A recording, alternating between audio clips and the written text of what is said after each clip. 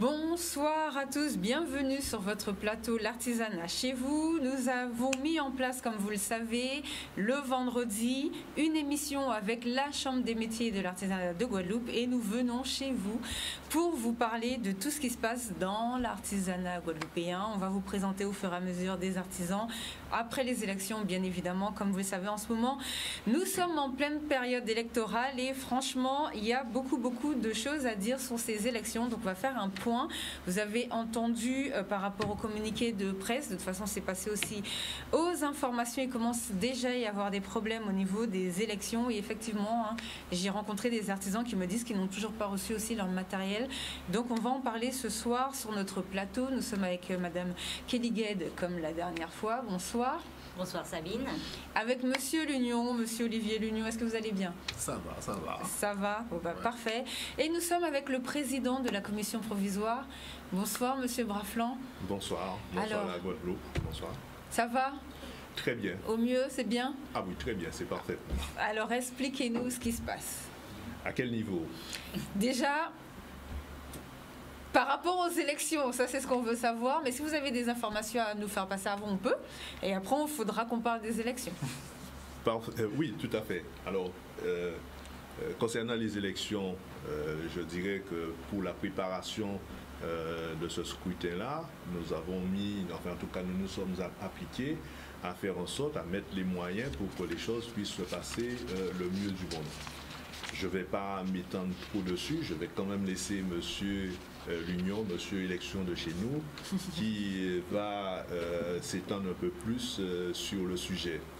À mon niveau, ce sur quoi j'ai moins m'étendre, en fait, vous n'êtes pas censé ignorer que nous avons eu, enfin je dirais,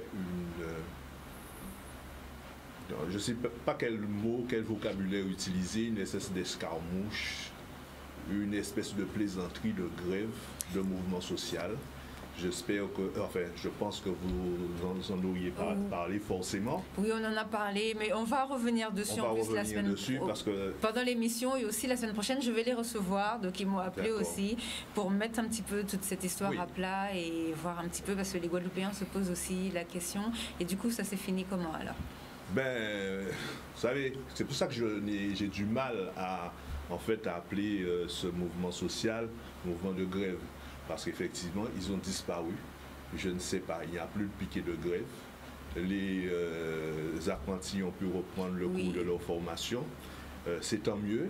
Mais en tout cas, à mon avis, il faut vraiment qu'on puisse en parler de manière sérieuse de ces espèces de mouvements intempestifs qui contribuent à faire qu'une chose, donner l'impression qu'il y a un mal fou à la chambre de métier, que les choses ne fonctionnent pas, alors que c'est complètement faux. Les artisans, effectivement, ont cette impression, le grand public a cette impression. Moi, l'expérience que j'ai après un an d'exercice à la tête de la commission d'administration provisoire, c'est que des gens, lorsqu'ils m'abordent, ils m'ont dit « Mais qu'est-ce que vous avez fait à la Chambre pour qu'on ait ce climat apaisé, pour qu'on n'entende plus parler de la Chambre ?» D'accord? Mais c'est vrai qu'avant ce mouvement ne se déclenche, j'ai entendu des bruits de couloir où on disait nous ne pouvons pas laisser les partis comme ça. Il faut nous faire un butin pour que les pas dit après, ils étaient là, nous ne pas faire rien. Donc voilà comment on crée une instabilité au sein de l'institution et puis ça permet à un certain nombre de personnes de dire qu'il n'y a pas de sérénité. Oui, il y a la sérénité parce que nous travaillons et nous travaillons beaucoup, énormément. En fait, toutes ces idées-là, il faut les déconstruire.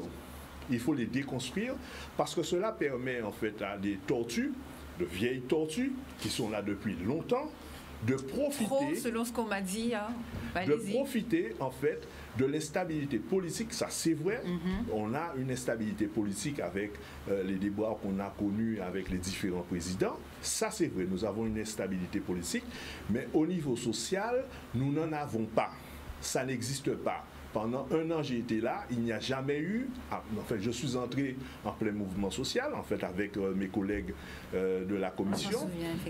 Après le 28 décembre, fin de ce mouvement-là, nous n'avons connu aucun conflit, ni de personnes, ni de manière générale. Les choses se passaient correctement. On n'a pas eu de friction avec le personnel, bien au contraire, s'est mis à la tâche très rapidement. Oui, mais ce sont et des nous avons fait énormément de choses. Donc je ne veux pas laisser, en tout cas, penser qu'il existe un climat délétère au sein de cette chambre-là, là où nous travaillons.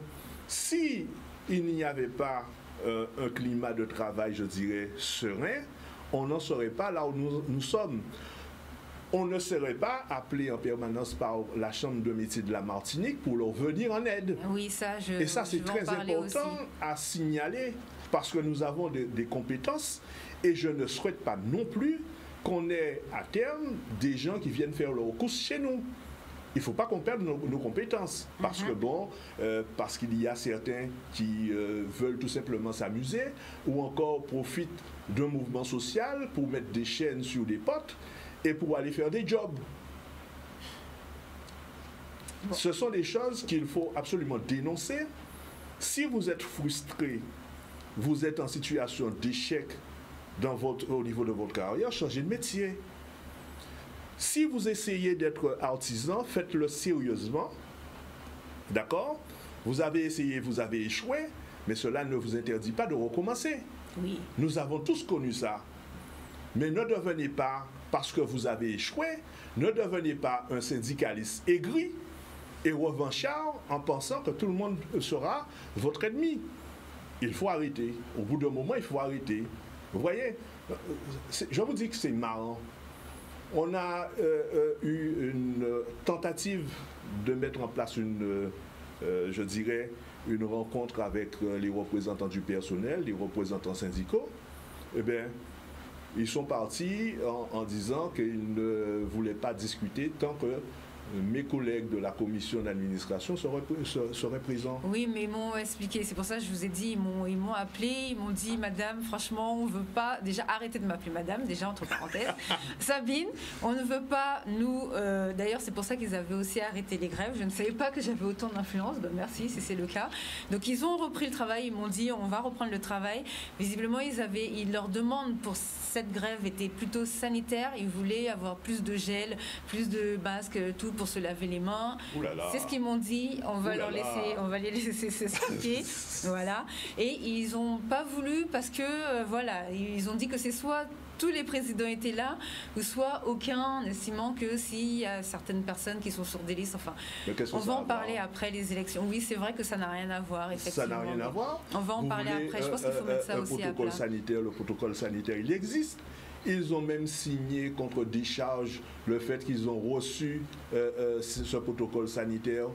Au moment de la préparation de cette rentrée, on a réajusté un peu ce protocole pour être plus en phase avec ce qu'il faudrait faire. Que voulez-vous? Donc pour vous, c'était juste une grève politique peut-être, non?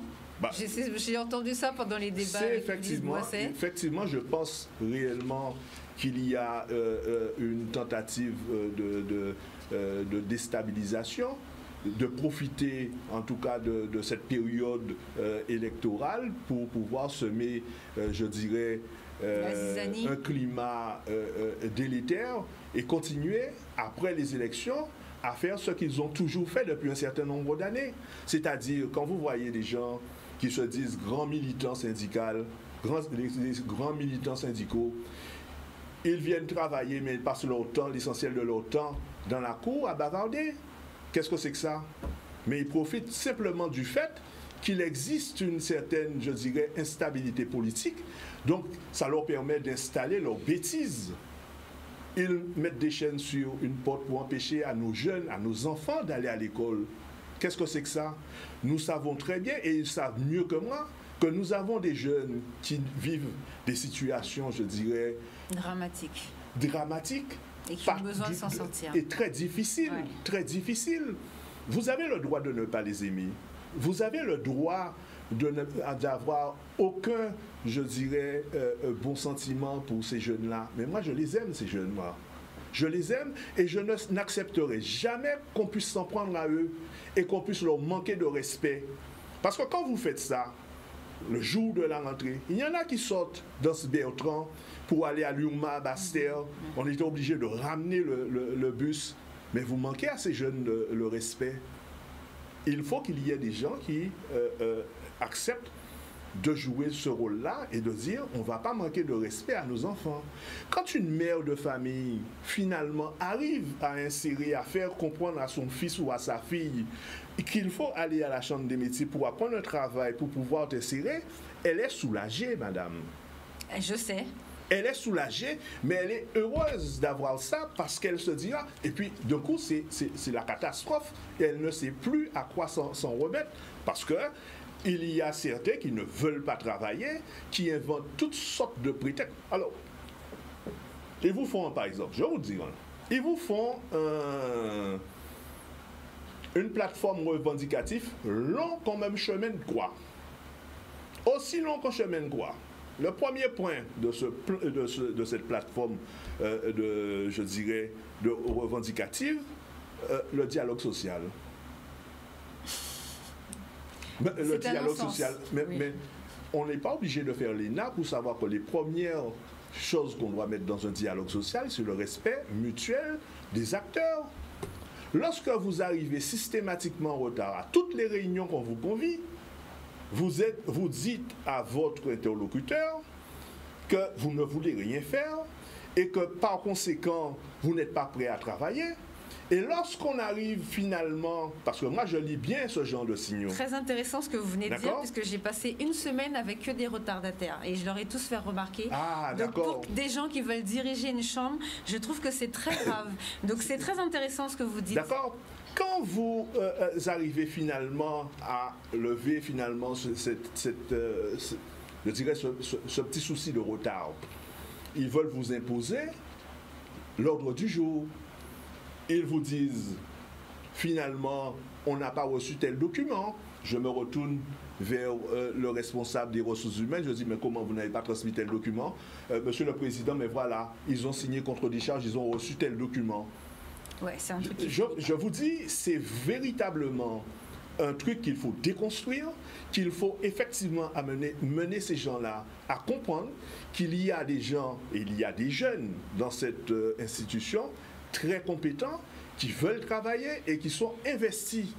Il n'est pas question de laisser quelques vieilles tortues. Des éléphants, des mammouths. Mammouths, mais ce sont des tortues, je vous dis. On espère. Parce que ça traîne des pieds, mais il faut faire job. Ils sont frustrés, ils deviennent syndicalistes.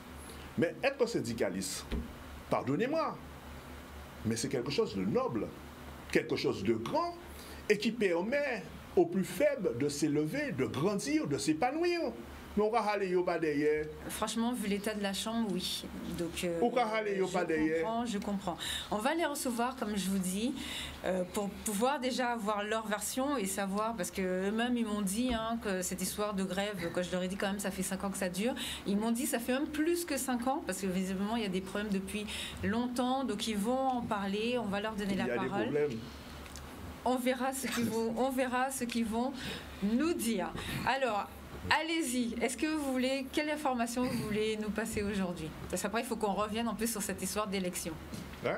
Alors, l'actualité de la Chambre aujourd'hui, donc plusieurs points forts. Déjà, la rentrée des premières années lundi, programmée pour le lundi 11 octobre. Donc, on informe les apprentis de première année, les maîtres d'apprentissage et les parents que logiquement, tout se passe bien et la rentrée aura effectivement lieu lundi sur les 2 sites, le site du Rézé et le site de Desmarais. Donc, les apprentis sont amenés à se présenter en fonction de leur emploi du temps, à se présenter au centre. Ensuite, autre actualité, ce sont les nouvelles formations que nous mettons en place.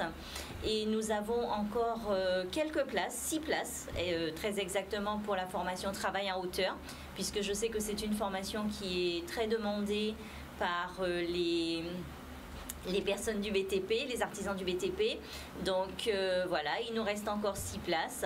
Ce sera le 25 et le 26 octobre. Donc les personnes intéressées par cette formation pourront nous contacter, regarder sur le Facebook ou sur le site internet. Les coordonnées de notre collègue Madame Monsigny qui s'en occupe sont notées sur le flyer. Donc je redonne quand même son numéro de téléphone 06 90 411 851. Donc n'hésitez pas, il nous reste encore 6 places. Et ensuite, nous avons encore d'ouvert les formations, le CAP fleuriste, qui est censé ouvrir le mois prochain, et le brevet de maîtrise, voilà, le BTM prothèse dentaire.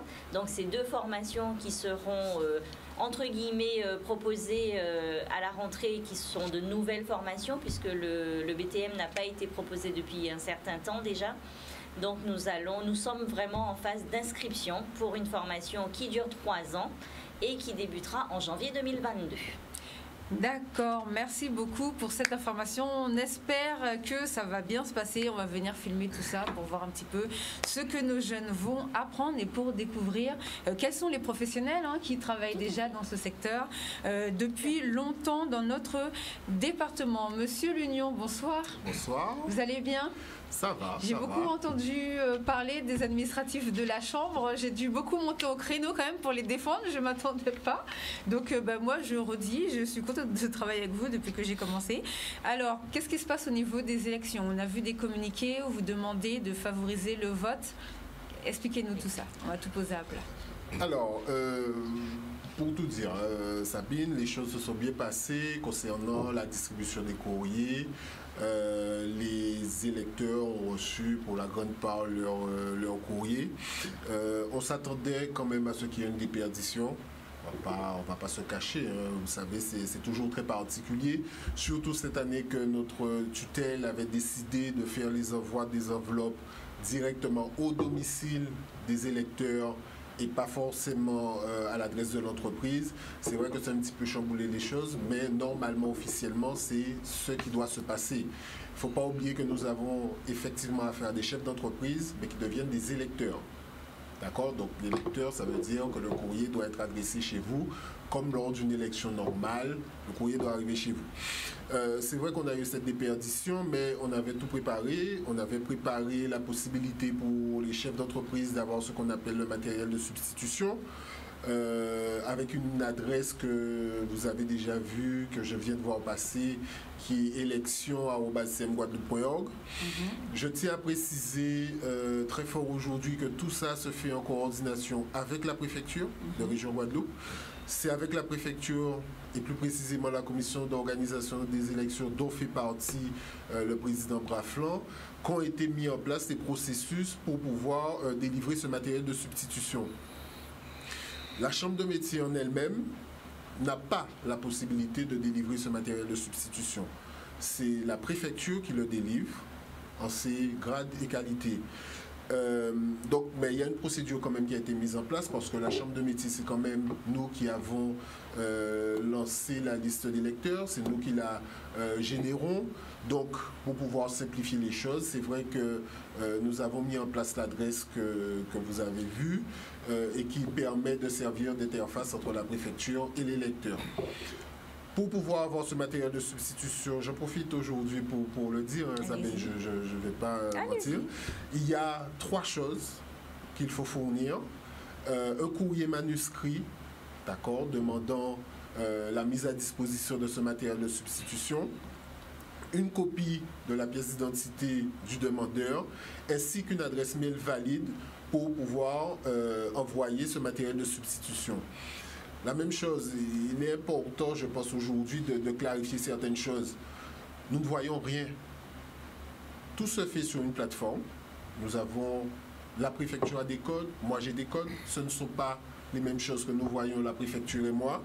Et même en ayant ce code, la préfecture va simplement remplir une case, demande de matériel de substitution, remplir une adresse mail et tout est envoyé directement chez le chef d'entreprise sur l'adresse mail qui nous a communiqué. Donc nous ne voyons rien. Nous ne savons pas, nous ne connaissons pas. La seule chose qu'on a comme indication actuellement et qui me fait plaisir, surtout pour notre département, malgré ce qu'on peut dire, ce qu'on peut entendre par-ci par-là, la Chambre de métier et de l'artisanat de région Guadeloupe, nous avons un taux supérieur de près de 2% à la moyenne nationale concernant le vote électronique. Donc ça veut dire que les artisans de chez nous, et ça je les en remercie, je les félicite pour ça, ont pris le pli pour pouvoir profiter du vote électronique, ont pris les choses en main. La même chose sur la boîte élection @CM Guadeloupe, nous avons déjà eu près de 80 demandes de matériel de substitution. Quand je vous dis 80 demandes, ce sont des demandes en gros et qui sont traitées par la suite avec la préfecture. On leur envoie avec les numéros des lecteurs et c'est traité. Et je sais qu'il y a eu une première grosse vague qui a été traitée hier soir, jusqu'à très tard, jusqu'à pratiquement 20 h. On était en ligne avec la préfecture. Ça a été traité. Ils ont reçu leur matériel de substitution ce matin, enfin, durant la soirée. Et la plupart m'ont confirmé qu'ils l'avaient reçu ce matin. Donc tout ça, ce sont des processus qui ont été mis en place, qui fonctionnent parfaitement, sans aucune intervention. Donc voilà. Nous sommes, en tant que Chambre de métier de l'artisanat de région Guadeloupe, parmi les... Je vais même être un peu chauvin cette fois-ci, même parmi les chambres de métier sur tout le territoire, nous sommes très bien placés en termes de vote électronique, ce qui est très bien. Alors, la précision que je tiens à apporter, parce que on sait comment ça se passe pour les élections.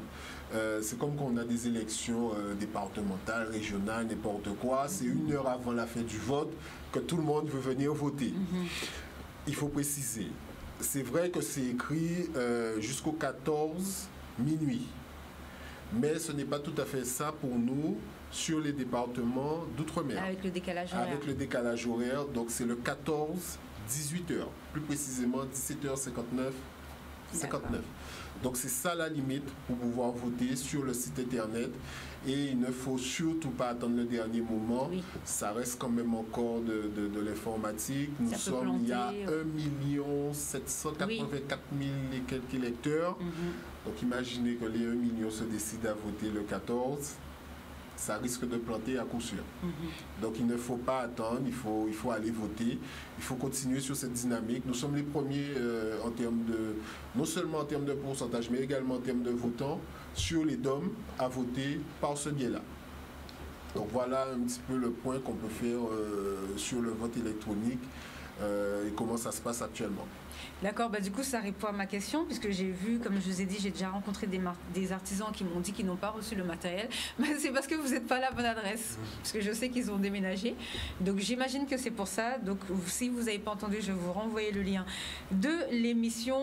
Un mot pour cette histoire de préfet, de communiqué de presse avec les histoires des agressions, avec les facteurs, ou c'est pas la peine? C'est pas la peine? Non, franchement. Vous avez vu, ça vaut même pas le coup qu'on rentre dans cette histoire tellement c'est pitoyable. En tout cas, moi je dis juste aux gens qui sont sur les listes, des gens qui agressent les gens, de vous retirer de cette liste, histoire de ne pas vous afficher et de bien vous séparer de tous ces gens qui mentent beaucoup et qui disent n'importe quoi, parce qu'avec les vérifications que j'ai faites, il y a beaucoup de choses à rectifier. Est-ce que vous voulez apporter plus de précision peut-être par rapport aux élections ? Non, M. Lunion a parfaitement résumé la situation et on espère que les choses se passeront le mieux du monde au moment surtout du dépouillement. J'attends ça avec impatience pour voir un peu de ces urnes qui sortira victorieux. Vous avez des pronostics ? Pas vraiment. Non. Mais c'est difficile. On va dire que cette année, c'est quand même assez difficile. Parce que si on a mis un certain nombre de choses en place pour limiter la fraude, cela signifie, n'ayant pas par le passé, je dirais, des données fiables, on peut difficilement faire aujourd'hui des pronostics. Une codification pour savoir. Donc, un peu difficile. Bon, on va quand même afficher ce communiqué de presse de la honte, histoire de bien nous afficher encore. Si Yann, tu veux bien, s'il te plaît. Donc, attention urgent à l'occasion des élections de la Chambre de métier et de l'artisanat qui se déroulent en ce moment et jusqu'au 14 octobre et en raison des fraudes déjà signalées et tentatives d'intimidation ou d'agression à l'encontre des postiers de Guadeloupe. On a décidément honte de rien. Signalement déjà fait par le préfet au procureur de la République. Et moi, je vous dis la vérité, j'espère j'espère que les personnes qui ont fait ça seront très sévèrement punies parce que les artisans guadeloupéens ne méritent pas un tel affront et une telle insulte. Donc la Chambre des métiers et de l'artisanat demande instantanément aux artisans de privilégier le vote électronique. Donc arrêtez d'envoyer les enveloppes. On a déjà vu que vos postiers se font agresser à cause de cette enveloppe. Les artisans qui n'auront pas reçu leur matériel de vote à ce jour et pour éviter tout détournement de leur vote sont invités à le signaler en urgence à l'adresse courriel suivante, élection au pluriel avec un S, @cmguadeloupe.org. Un nouveau matériel de vote leur sera adressé par courriel. Seul le dernier vote sera comptabilisé. Donc moi, je suis vous. J'ai entendu par exemple les taxiteurs. Je commence déjà à avoir des plaintes puisque moi je suis à pied comme tout le monde le sait. Donc je vois régulièrement les taxis de Guadeloupe qui commencent déjà à me dire oui, on est venu me demander mon bon, pourquoi faire. Alors c'est comique parce qu'on leur demande leur bon de vote, mais ils ne savent même pas pourquoi ils doivent donner le bon de vote. Donc les taxiteurs, je vous invite à aller demander un nouveau matériel de vote à l'élection au pluriel @cmguadeloupe.org parce que c'est pas normal que vous sachiez même pas pourquoi on vous demande votre matériel. Est-ce que vous voulez parler de votre bilan un petit peu? Ben oui, allez-y. Il ne serait pas normal que nous puissions partir et sans avoir à parler un peu de ce que mais vous n'êtes pas parti, même après l'élection, moi, je mais vous en fait, refais venir à moi. Le départ n'est pas très loin. Mais simplement, ce que nous, durant une année que nous avons pu faire, et c'est pour cela que j'insiste sur le fait qu'il n'y a pas de climat délétère au sein de la Chambre, car s'il y avait un climat délétère et il manquait de sérénité au sein de l'institution, tout ce que nous avons fait, nous n'aurions pas pu le faire. Nous avons, au cours de cette année, si on veut, on peut mettre en deux grandes parties ce que nous avons pu réaliser. Nous avons initié, nous avons une grande partie qui porte sur des projets structurants. Donc, sur cette partie-là, nous avons initié un certain nombre de projets, tels que le fait de pouvoir de créer un nouveau CFA,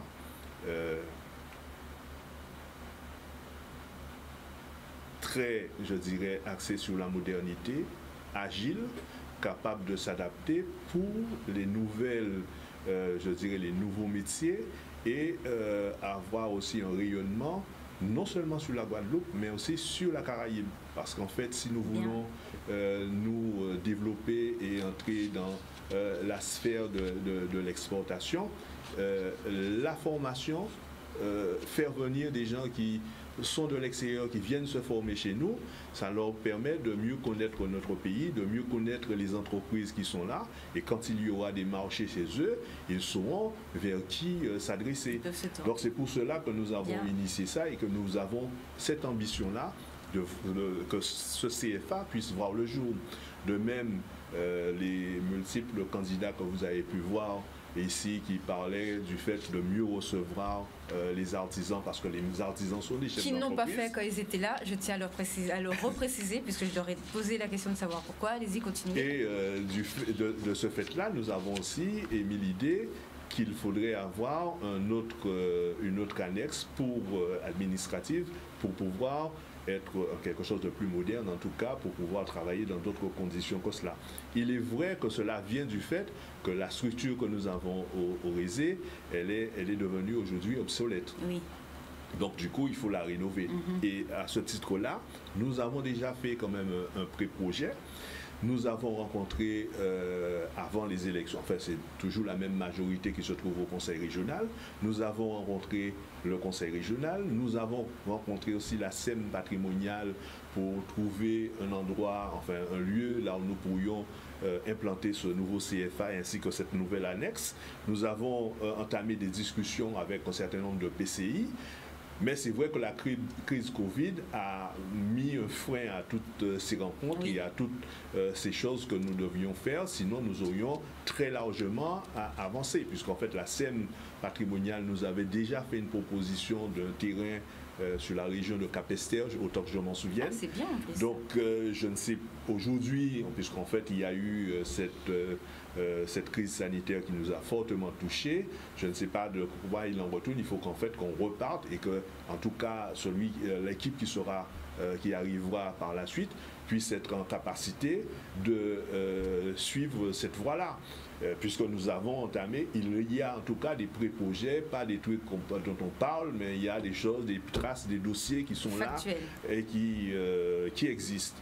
De même, concernant l'artisanat d'art, nous avons initié, nous devions justement avancer avec le maire, M. Durimel, le maire de Pointe-à-Pitre, sur une galerie d'artisanat d'art qui devrait être reproduite à l'identique. D'ailleurs, c'est Mme Gued qui en était qui est le chargé de projet sur cela. Il y a là aussi un dossier de prêt. Malheureusement, avec la grève au sein de la ville de Pointe-à-Pitre, on n'a pas pu rencontrer le maire. On n'a pas, par la suite, la crise sanitaire, tout ça, nous n'avons pas pu avancer là-dessus. Nous avons par contre, en termes de projet, je dirais toujours projet structurant, nous avons, et ça c'est, j'espère que je n'ai pas eu en tout cas les informations, j'espère que ça a été fait, nous avons répondu à l'appel à projet sur le plan friche pour pouvoir travailler en collaboration avec la municipalité du Lamentin pour récupérer la friche de Grosse-Montagne. Donc, en principe, si nous sommes retenus sur ce plan-là, cela signifie pour nous que nous allons avoir un lieu dédié à l'artisanat, au tourisme, à l'écotourisme, en fait, à une multitude de projets d'activités qui rentreront dans un circuit touristique en lien avec le site de Ravenschaud. Et je dois dire que c'est une opportunité extraordinaire pour la commune du Lamentin. Et si nous sommes retenus pour cela, je serai très heureux, peu importe le président qui sera en poste à ce moment-là. Ce qui est important, c'est que les projets puissent aboutir. Pas me répondre. D'ailleurs, je tiens à dire, la dernière chose à laquelle je tiens particulièrement, c'est que nous avons, dès mon arrivée, au mois de décembre, au mois de janvier, nous avons eu la visite de CMA France. Oui, je sais. Oui. Nous avons eu la visite de CMA France et au cours de nos échanges, il m'avait laissé entendre qu'il pouvait mettre à notre disposition un chargé de mission qu'il paierait et qui serait chargé de recueillir tous les financements dont nous avons besoin pour pouvoir concrétiser les projets. C'est fait, cette personne est recrutée et aujourd'hui, il s'agit pour nous, en tout cas avant que je ne quitte cette maison, qu'on nous donne l'assurance que cette personne sera basée en Guadeloupe. Ah ben, franchement, puisqu'en fait, cette personne devra travailler sur la Martinique et la Guyane. Mais moi, je tiens à dire que nous avons parlé, nous avons un dossier, en fait, à peine qu'il est arrivé, plaçage à chaud. D'accord. Et il faut que cette personne soit chez nous, pour que nous puissions, en tout cas, être en mesure, dès son arrivée, de présenter aux différents ministères une série de projets pour que nous puissions glaner tout l'argent qu'il y a à glaner pour concrétiser des projets, pour que les artisans puissent être en capacité de travailler. J'espère que les artisans vont faire le bon choix, parce que comme je l'avais dit, comme je l'ai dit depuis lundi, j'ai ouvert la page. Nous sommes suivis justement par CMA France et ils regardent ces élections avec des gros yeux. Absolument. Donc j'espère que les Guadeloupéens sont conscients que c'est l'avenir de leurs enfants qui est en jeu et qu'ils vont faire les bons choix. En fait, il y a de véritables enjeux. Cette institution, elle est capitale. Elle est capitale pour la Guadeloupe parce qu'elle est en mesure justement de sortir un certain nombre de personnes du chômage. Elle est capitale parce qu'elle peut être le bras armé du Conseil régional en matière de développement économique, en matière de stratégie de formation. Donc nous sommes, si vous voulez, je prends un cas. Rapidement, parce qu'après, on doit finir plus tôt, puisqu'il y a une dernière liste. Nous avons aujourd'hui établi des contacts avec une série d'entreprises qui sont soucieux du remplacement des artisans qui interviennent chez eux. C'est le cas à la Sarah. Et quand ils vous parlent, ils vous disent que ceux qui interviennent chez nous aujourd'hui, ils commencent à blanchir. Donc il faut qu'on pense à la relève. Exactement. Donc il ne s'agit pas pour nous de continuer à avoir des tentatives de mouvement social à répétition avec des gens qui en fait qui crient, mais en fait qui viennent tout de suite derrière vous porter leur certificat médical, par exemple. Vous voyez? Donc ce sont des choses il faut arrêter ça.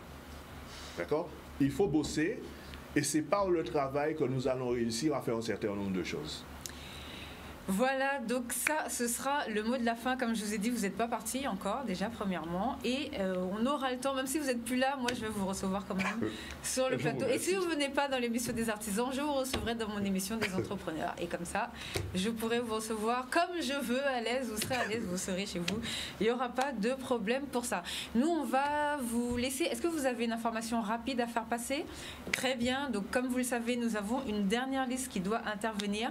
On doit nettoyer le plateau, donc on envoie les publicités et on revient dans quelques instants. Merci.